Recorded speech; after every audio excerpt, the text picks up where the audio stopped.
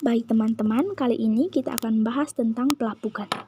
Salah satu jenis tenaga eksogen. Tenaga eksogen itu adalah tenaga yang berasal dari luar muka bumi tetapi masih ada dalam atmosfer. Bumi yang dipengaruhi dari bentuk muka bumi ini yang dimaksud dengan tenaga eksogen. Pelapukan sendiri adalah penghancuran batuan dari batuan induk menjadi batuan kecil. Di sini kita akan asumsikan terjadi dua keadaan antara matahari siang hari dan malam hari.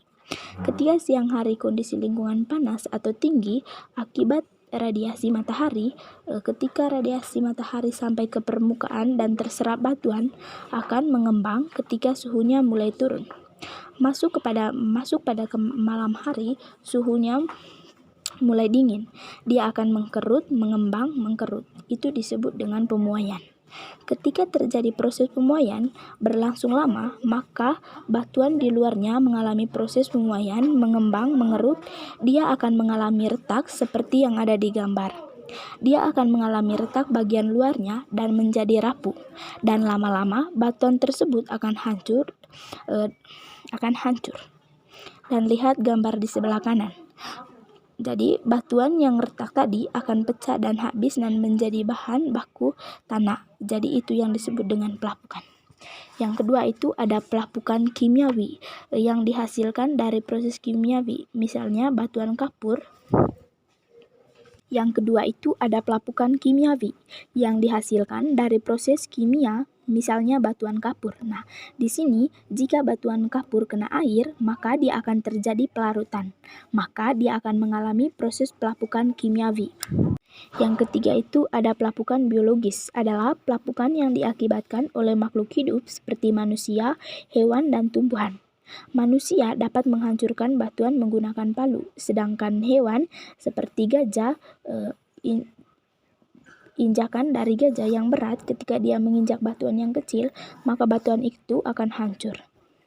Nah, itu yang disebut dengan pelapukan biologis. Sedangkan tumbuhan, misalnya lumut, yang hidup di batuan, maka lama-lama batuan tersebut akan hancur.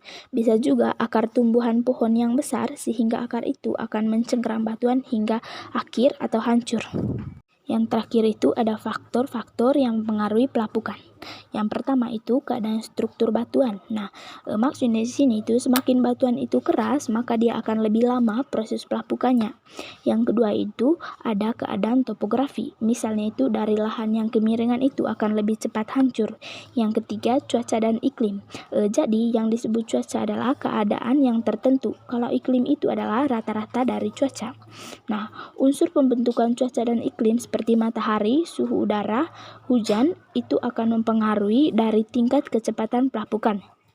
Yang terakhir itu ada keadaan vegetasi yang mampu mempengaruhi secara biologis.